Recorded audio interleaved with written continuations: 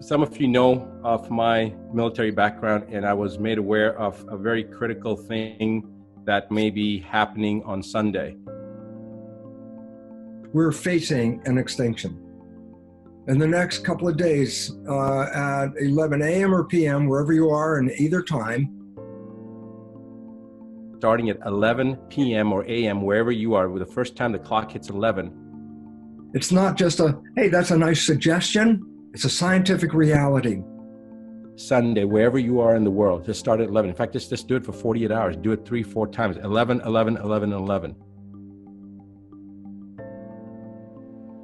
So I'm going to share a formula with you that I only share with our members of the International Association for a Disease-Free World.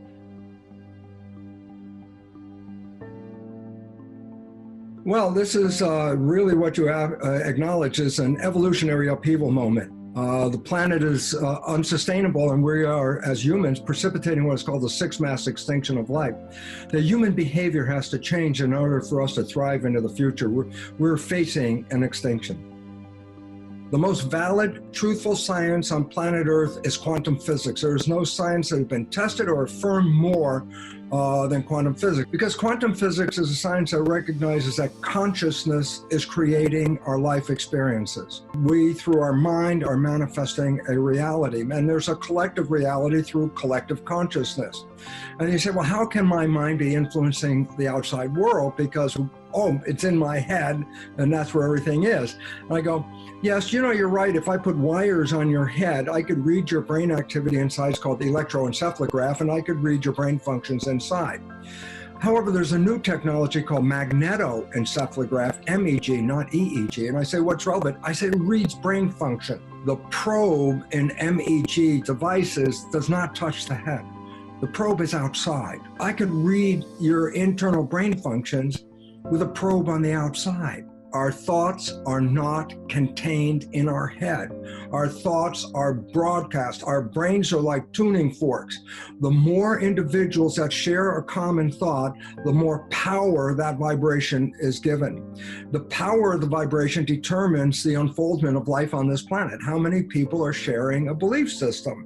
In the next couple of days, at 11 a.m. or p.m., wherever you are in either time, putting your thoughts into a vision of a world of being healthy, happy, evolving into a beautiful community, a garden. These thoughts are important because if we collectively broadcast these thoughts when we think them, the amplitude of individuals, numbers, million individuals, will empower that thought to help facilitate a change in our evolution. Your thinking is not just a byproduct of something going on. Your thinking is an active agent engaging change on this planet. We must have new thoughts. The thoughts of fear from the COVID virus and all that is actually distorting who we are, and actually in the real sense of biology, creating a bigger problem with the fear. It's time for us to change that. And so I'm really here with Nia and Dr. Buttar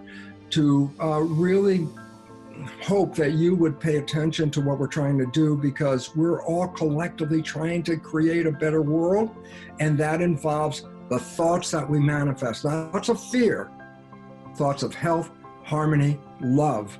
And when we broadcast that in a large enough numbers, and it's already been demonstrated through satellite studies of the electromagnetic fields of the Earth, that when humans collectively are involved with a thought process, it actually changes the electromagnetic field of the Earth, which is giving shape to the physical reality. It's not just hey, that's a nice suggestion. It's a scientific reality. Take our time, focus our thoughts on health, harmony, and a beautiful garden, and then collectively we will manifest those. And this is the intention that we really are working on sharing with the world. Starting at 11 p.m. or a.m., wherever you are, with the first time the clock hits 11, we want you to collectively hold the intention of love and gratitude for the rest of humanity, for our planet, for the new evolutionary process that we are going towards, that is part and parcel of where we are right now on this planet. And it's a difficult time, I understand, but remember that difficult, painful, chaotic time is what leads to that evolutionary process, which is necessary for growth. And that's where we're going. So hold that intention and visualization of where we are going to be in another month, 2 months, 3 months. And then when that clock hits 11 again, 12 hours later, do the same thing again.